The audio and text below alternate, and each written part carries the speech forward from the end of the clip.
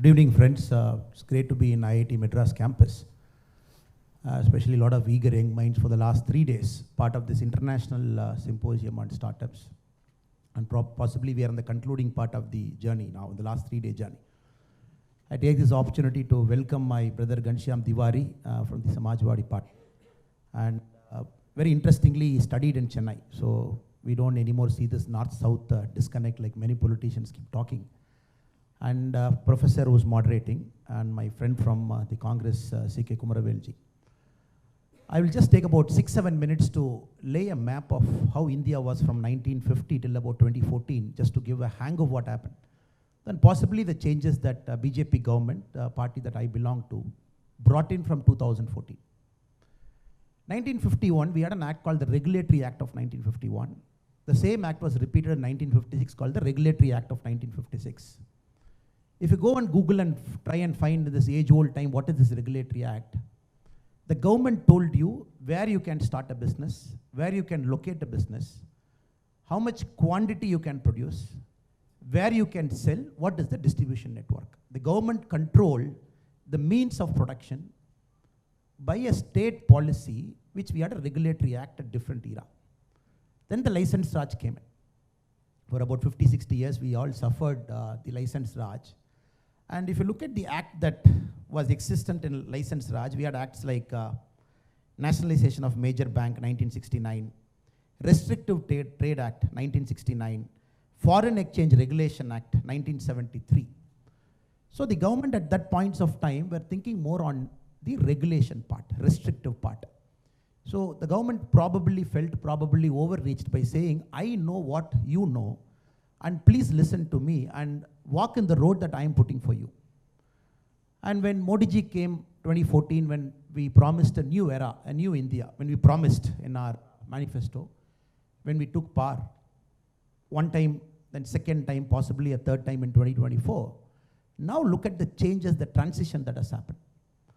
From a regulated country, we have become a country of facilitator. The government right now, the language that it thinks is facilitation, facilitation, facilitation. Unicorn, the startups with about $1 billion valuation and more, you can count with about 3, 4, 5, 6 numbers, where in 2014. Right now we are at 107. The third largest country in the world with number of unicorns. US is at 645, 6 times more than India. China is at 322, 3 times more than India. India is at 107. Just look at the quantum leap we have taken in the last 9 years, just because the mindset of government, from a word called regulation, it has shifted to a word called facilitation. The government wanted to facilitate what was happening. But we all know the startup is nothing but a reflection of society. We can't bring some 10 people into a room and say, look, you have studied in IIT Madras, and please go and start a company. Since you studied in IIT Madras, you might have more brain so that your company will be successful. Of course, IIT has got a fantastic tech park. We all have seen it, the kind of magic you do there. But a startup cannot thrive in that system simply because the founder is intelligent, or simply because the founder has gone to a good school, or simply because the founder comes from a great family which has got money to spare for his company. It doesn't work like that. You've got to exist in 5 things. You've got to exist in a word called political, economic, social, legal, and technology. These 5 things defines who you are as a person. Nobody can cocoon himself and say, I'm a product of my own and nothing can touch me. Politics touches you from morning till evening. Economics touches you from morning till evening. Legal touches you from morning till evening. Society touches you from morning till evening. Technology touches you from morning till evening. If everything goes right, politics is not right, the startup ecosystem cannot thrive. And for it to get right, you got to fix a lot of things. You got to fix the school system. You got to fix the college system. You got to fix right up to the patent system. You got to bring this innovation into young minds right at a school level where the basics of a science is taught.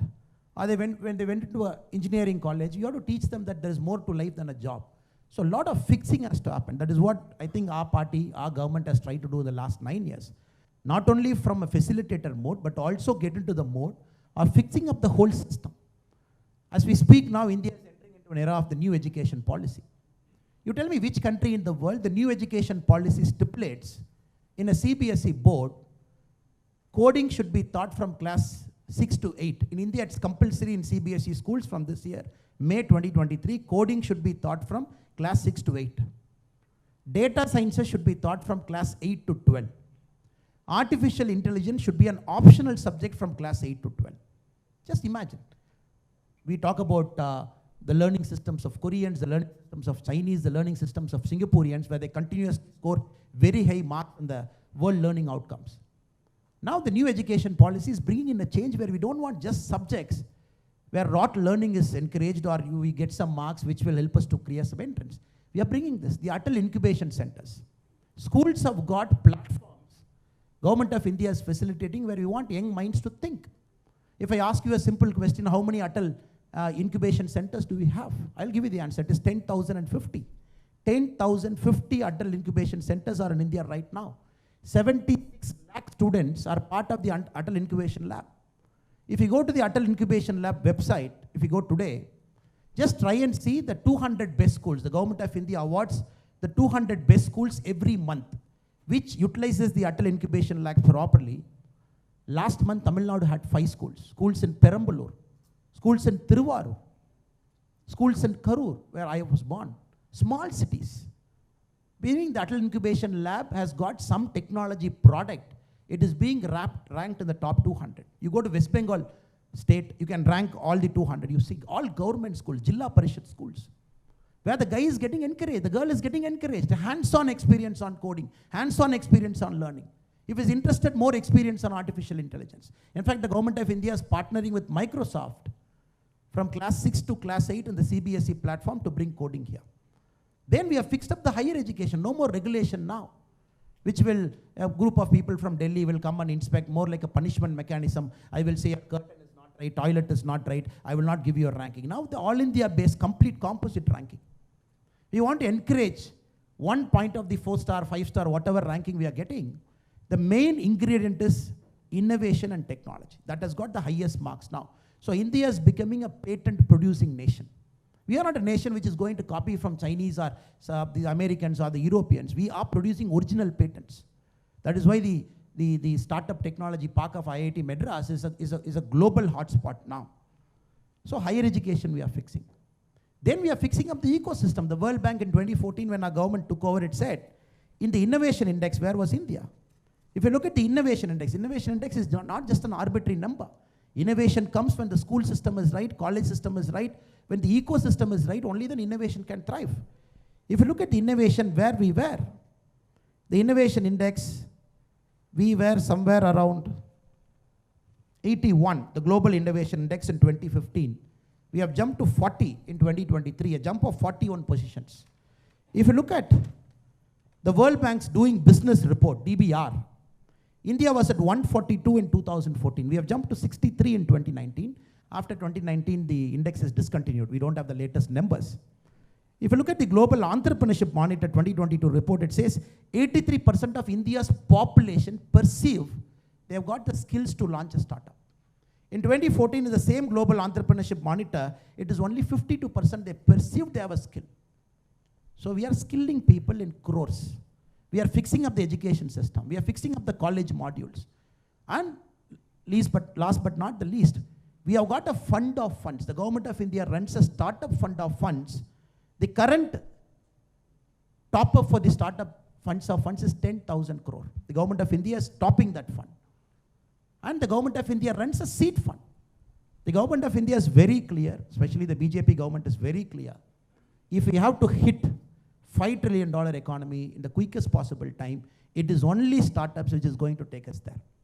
I see very funny, my friends from opposite political spectrum, they say, oh, India is not a 4 trillion. There was a discussion 2 weeks back. Yes, India hit 4 trillion because we don't calculate a real-time GDP number. People from other parties said, no, we didn't hit 4 trillion. Somebody said we have hit 4 trillion. Yesterday, Raghuram Rajan ji, a former economic advisor, he says, India is not going to hit 5 trillion in 2025. Now, this is the conversation now. We are talking of a country which can hit 5 trillion in 1 year. It took 40 odd years to hit 1 trillion.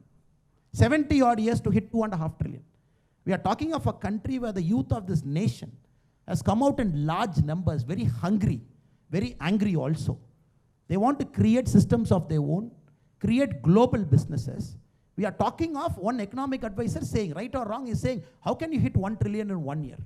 We are talking of a possibility.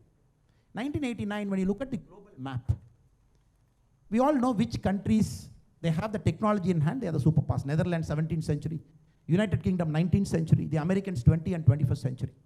If you look at the 1989, the Fortune 500, the top 10 companies, 6 were in Japan, 4 were in US. Japan had more than US in 1989, the world's valuable company. 2023, if you look at the world's valuable company, 9 are in US. Nothing in Japan, nothing in Japan. Why? The democracy is failing. You have prime ministers every 9 months. You have just yesterday, the Japanese parliament diet, you must have seen 3 cabinet ministers getting resigned over a corruption allegation. When you don't have a stable democracy, when you don't have a stable government, a powerful government, which can take risk on behalf of the population, we cannot see this magic that has happened in the last 9 years. My humble submission to this August gathering is, India is thriving, India is evolving, India is hungry, just because you have given us a stable government, you have given us a powerful government, which is not looking at the other partners. 273 plus, one party has cleared. That is the magic that is happening. 1989, 6 out of 10, the world's most valuable companies in Japan, right now not there because the democracy is failing in Japan. So this, I see the beauty of India. The next 5-10 years, the possibility I see is Indian companies, Indian startups, not only unicorns. Now, we are talking of a number called 107. Yes, the Americans are 6 times more. The Chinese are 3 times more, but it's a matter of time we are catching up. Because the kind of research outputs, the patents we are producing in our country, the kind of academic freedom this country is getting, I think it's a matter of time before you are going to catch up with Chinese, the original patents. Maybe about 15-20 years, we will overtake US as a country with a technology powerhouse. Again, if you look at Americans, the lesson to be learned for political parties like us and other political parties also. Americans had the grasp of technology of the last 40 years. Digitization they had, the Internet of Things they had, evolvement of Internet happened in America. So they had the grasp. Very minutely if you look, possibly the Americans are having a grasp of technology the next 40 years also, which we say the artificial intelligence and the bioengineering, again the Americans are having a grasp. If you look at 2023, the venture capitalist money that went into US for artificial intelligence alone is $26 billion. 8 times lesser is Chinese, 12 times lesser is India. We are looking at a country in 2023, $26 billion just got poured into this country in 1 year for artificial intelligence. We are 12 times below. So that is a lesson to be learned. Democracy has to be good. Parties have to come to power on their own with a larger vision, with a majority of their own, which India is right now. We are very fortunate to have Modi ji. And more importantly, you fix up all systems, the school, the academic systems, the risk-taking ability in the society. People have a larger aspiration just than getting into a safe government job. That's why I was very fortunate to sit here, sir. Normally we get into government jobs workshop. Group 1, Group 2, UPSC. Since I'm an ex-cop also, many a time the invitation that comes to me is to talk about government jobs. Please motivate our people to get into government jobs. I feel very fascinating and feel happy to sit in IIT Madras. We are talking of an unsafe job, which is a startup. But for me, this is the safest job in India now, because a startup guy cannot fail in this new India. You cannot fail. The system is getting right. The political system, the economic system, the social system, the legal system, the technology system, and everything is getting right. How can a startup guy fail? So welcome to this great new India. I'm very sure in the coming times, in the next 10-20 years, we'll keep seeing the names here. The global corporations from India, people getting into billions of dollars, people getting employment for thousands of people. I'm sure it is possible. It is a certainty. We just have to get our politics right, and people who lead us also should have that larger vision, like my friend Ghanshyam Tiwari was telling, that we should have the larger vision. Think about country as a whole. Think about the larger possibility, risk-taking culture in our country. It's only a matter of time. I'm sure it will happen. Thank you so much. Thank you very much.